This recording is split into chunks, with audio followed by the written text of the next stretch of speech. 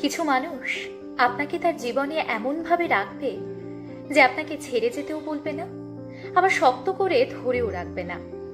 সে আপনাকে বোঝাতে চাইবে যে থাকতে হলে নিজেই থেকে যাও, আর চলে যেতে চাইলে নির্দ্বিধায় চলে যাও।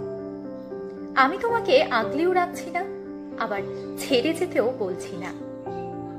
কিন্তু আপনি যখন বাধ্য হয়ে সেই মানুষটাকে ছেড়ে চলে আসবেন, তখন সেই মানুষটাই আপনাকে বেঈমান, প্রতারক বলে গালি দেবে। বলবে ও আসলে একটা হৃদয়হীন, মিথ্যেবাদী। কিন্তু সত্যিটা কি জানেন? আপনি কখনোই সেই মানুষটার জীবনে খুব প্রয়োজনীয় কেউ ছিলেনই না। আপনি শুধুমাত্র তার জীবনে একটা অপশন হয়েছিলেন।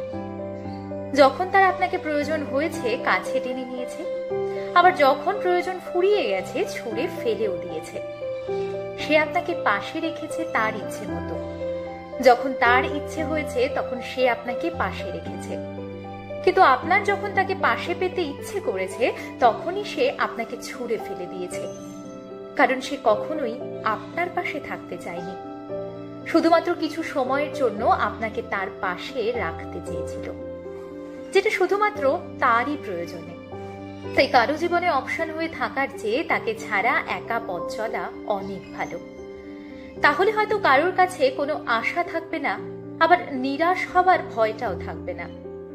তাই যে আগলে রাখে তাকে জাপটে ধরে রাখুন, আর যে শুধুমাত্র অপশন হিসেবে আপনাকে ব্যবহার করবে, খুব কষ্ট হলেও তাকে ছেড়ে চলে আসুন। মনে রাখবেন, কিছু ভালোর জন্য জীবনে কাউকে কাউকে ছেড়ে আসতে হয়।